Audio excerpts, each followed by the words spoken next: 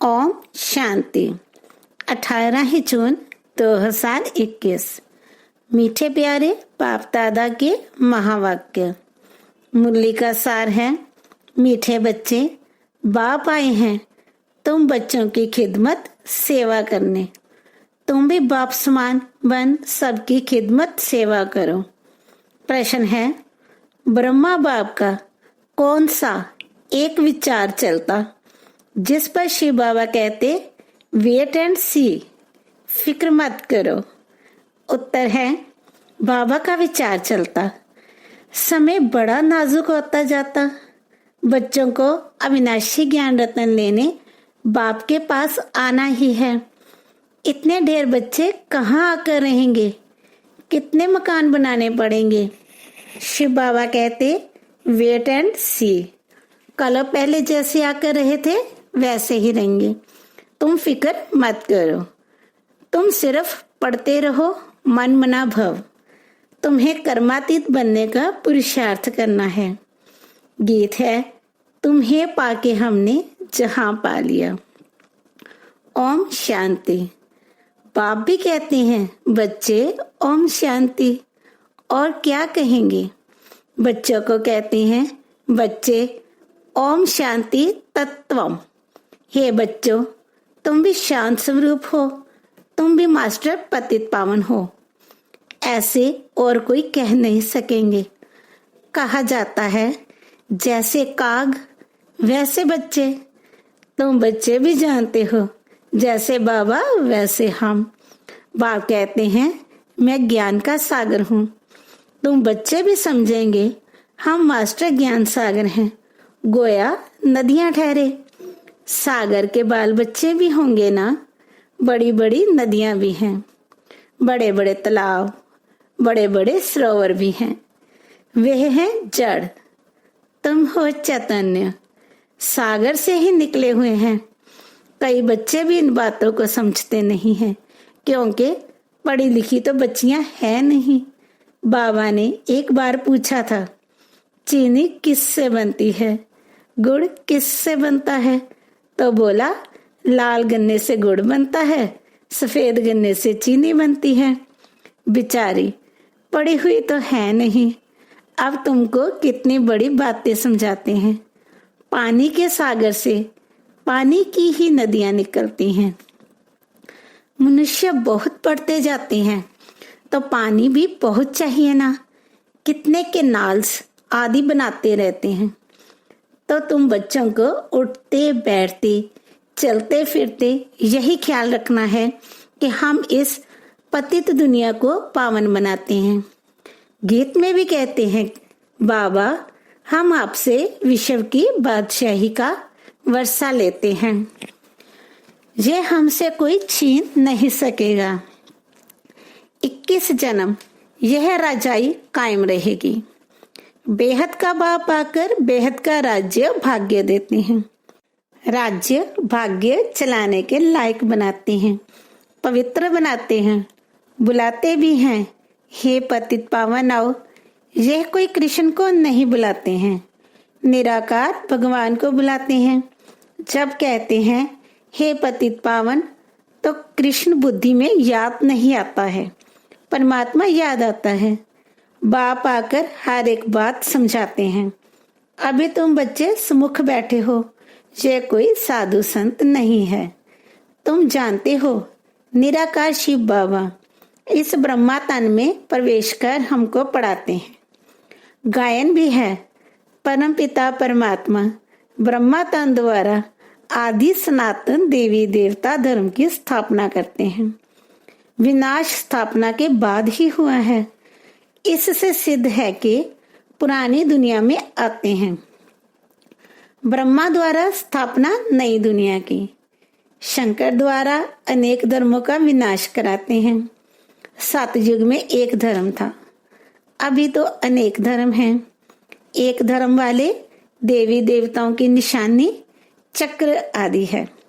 इन लक्ष्मी नारायण को कहते ही हैं विश्व का मालिक। स्वर्ग का मालिक सो विश्व का मालिक हो गया। ये बातें अभी तुम बच्चों की बुद्धि में बैठी हैं। बाप कहते हैं बच्चे मनमना भव। ये बच्चों को घड़ी घड़ी सावधानी मिलती है। बाप को और वर्षे को याद करो, यह भूलो मत। और पॉइंट्स भूल जाती हैं। यह तो मुख्य है ना, बाप ही पतित पावन है। ये युक्ति बताते हैं पावन होने की। बाप कहते हैं तुम सतो प्रधान थे, अब तमो प्रधान पतित बन गए हो। 84 जन्म पूरे लिए हैं, अब तुमको फिर सतो प्रधान बनना है। सतो प्रधान बनो, तब ही तुम चल सकेंगे पवित्र दुनिया में। निराकारी दुनिया भी पवित्र है, साकारी दुनिया भी पवित्र है। अपवित्र पतित दुनिया यह है। आत्मा भी तमो प्रधान तो शरीर भी तमो प्रधान है। ये तो सृष्टि का नाटक है। इसमें ब्रह्मांड और सूक्ष्म वतन भी आ जाता है। सृष्टि का चक्र यहाँ फिरता है। सतयुग त्रेता यहाँ है। ये कोई सूक्ष्म वतन व मूल वतन में नहीं होते, ये यहाँ ही है। इनको मनुष्य सृष्टि कहा जाता है। वह है आत्माओं की निराकारी दुनिया, वह है ब्रह्मा विष्णु शंकर की आकारी दुनिया। यह साकारी सृष्टि कितनी बड़ी है। सतयुग में कितनी छोटी सृष्टि होती है। वहां है ही एक धर्म। बाकी मनुष्य जो कहते हैं कि वहां भी दैत्य आदि थे, यह सब है झूठ। तुम समझते हो कि नई दुनिया की स्थापना पुरानी दुनिया का विनाश गाया हुआ है। सबका विनाश होगा और सतयुग हेवन की स्थापना होगी। तुम भी बाप के साथ खिदमत कर रहे हो। बाप भी आते ही हैं बच्चों की खिदमत करने। यह है बेहद का बाप। देखते हैं हमारे बच्चे बहुत दुखी हैं तो जरूर तरस पड़ेगा ना। वह है ही रहमदिल बाप। अभी तो सारी दुनिया में अशांति है। एक बाप के सिवाय और कोई शांति दे ना सके। हठ योगी भी अथाह हैं। आत्मा के लिए कह देते वह निर्लेप है। मनुष्यों को उल्टी बातें सुना देते हैं। वास्तव में आत्मा की सफाई चाहिए। आत्मा में ही खाद पड़ी है और किसको पता नहीं है। कहते भी हैं यह पाप आत्मा है, बहुत पाप करते हैं। यह महात्मा है, पुण्य आत्मा है, ऐसे नहीं कहेंगे। महान परमात्मा है। सन्यासियों के लिए कहेंगे पवित्र आत्मा है, क्योंकि सन्यास किया हुआ है। अब आप समझाते हैं आत्मा को पवित्र बनाने वाला सिवाय एक परमात्मा बाप के और कोई हो नहीं सकता। पतित दुनिया में पावन आत्मा कोई हो ना सके। अभी सैपलिंग लगता है, धीरे धीरे वृद्धि होती जाएगी। ये तो छोटे छोटे मठ पंथ आदि तालियां हैं। उनमें कोई मेहनत थोड़ी ही लगती है। अनेक प्रकार के मंत्र देते हैं, किस्म किस्म के मंत्र देते हैं। यह भी वशीकरण मंत्र है जिससे तुम 5 विकारों पर जीत पाते हो। राम राम का मंत्र जपते हैं, इससे फायदा तो कुछ भी नहीं है। यहाँ तो बाप कहते हैं मुझे याद करो तो तुम्हारे पाप नाश हो जाएंगे, तुम पवित्र आत्मा बन जाएंगे। याद को ही योग कहते हैं। भारत का प्राचीन योग बहुत मशहूर है। इस योग से ही तुम विश्व पर जीत पाते हो। भारत का राजयोग बहुत नामी ग्रामी है। ये बाप के सिवाय और कोई सिखा ना सके। तुम हो ब्रह्मा कुमार कुमारियां, बीके तो यहाँ ही होंगे ना। प्रजापिता ब्रह्मा के बच्चे तो जरूर ब्रह्मा के साथ ही होंगे। ब्राह्मण कुल भी जरूर चाहिए। इसको कहा जाता है सर्वोत्तम ऊंचे ते ऊंचा ब्राह्मण कुल। अभी तुम ब्राह्मण हो, फिर उथल खाएंगे, बाजोली खेलते हैं ना। शूद्र से ब्राह्मण बने हो, फिर देवता क्षत्रिय। तो अब बाप समझाते हैं मीठे मीठे बच्चों, बहुत थोड़ी बात है, बाप की याद में रहो। ये भी तो बुद्धि में है। बाबा हमको 84 जन्मों का राज बता रहे हैं। 84 लाख अथवा 84 जन्म का हिसाब तो चाहिए ना, कोई को पता नहीं। 84 लाख का तो हिसाब किताब कोई बता ना सके। मनुष्य 84 जन्मों का चक्र लगाते हैं।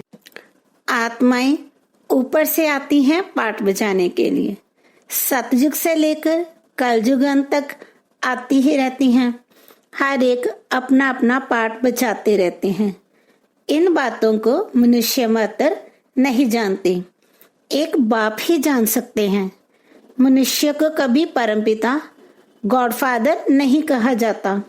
गॉडफादर कहने से फिर निराकार शिव तरफ बुद्धि जाती है। जीव आत्मा का बाप तो होगा ना। आत्मा एक शरीर छोड़ दूसरा लेती है। निराकार बाप का नाम शिव है। तुम्हारा भी एक ही नाम है, आत्मा।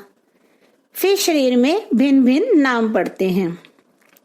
परमपिता परमात्मा भी शरीर में आकर ज्ञान सुनाते हैं। शरीर बिगड़ थोड़े ही सुनाएंगे, तो बाप समझाते हैं कि इनका तो अपना नाम है, मेरा शरीर का कोई नाम नहीं है ना। मैं पुनर्जन्म में आता हूँ, मैं इनमें प्रवेश करता हूँ। इनको भी मालूम नहीं पड़ता है, कोई तिथि तारीख नहीं। हाँ, मैं कल्प के अंत अर्थात रात में आता हूँ। अभी रात है ना। यह है ही पतितों की दुनिया। मैं आता हूँ पावन दुनिया अर्थात दिन बनाने। ये भी नहीं जानते कि बाबा ने कब प्रवेश किया। हाँ, विनाश साक्षात्कार किया। बहुत ध्यान में जाते थे। वे कोई तिथि तारीख वेला नहीं निकाल सकते। कृष्ण को भी पूछते हैं, उनका रात्रि को जन्म दिखाते हैं। किस समय, कितने मिनट आदि सारा निकालते हैं। बाप कहते हैं, मैं तो हूं ही निराकार। जैसे और मनुष्य जन्म लेते हैं, वैसे मेरा जन्म थोड़े ही होता है। मेरा तो दिव्य अलौकिक जन्म है। मैं इनमें प्रवेश करता हूँ, फिर चला जाता हूँ। बैल पर सारा दिन सवारी थोड़े ही करते हैं। मुझे जिस समय बच्चे याद करते हैं, मैं हाजिर हूँ। बाप आकर बच्चों से मिलते हैं, गुड मॉर्निंग करते हैं। जैसे मनुष्य एक दो में मिलते हैं, राम राम व नमस्ते कहते हैं। ये तो रूहानी बेहद का बाप समझाते हैं। मैं तुम सब बच्चों का बाप हूँ। तो शिव बाबा की संतान तुम सब आत्माएं भाई भाई हो। ये खुशी का पारा चढ़ना चाहिए। बेहद का बाप आया हुआ है, हमको बेहद का वर्षा दे रहा है। बच्चों को देख बाप को भी खुशी होती है। ढेर बच्चे हैं। बच्चे जानते हैं हमको बाबा स्वर्ग का मालिक बना रहे हैं, राजाई देते हैं। प्रजा भी तो कहेगी हमारा राज्य है। जैसे भारतवासी कहते हैं ये हमारा भारत देश है। राजा प्रजा दोनों कहते हैं हमारा देश है।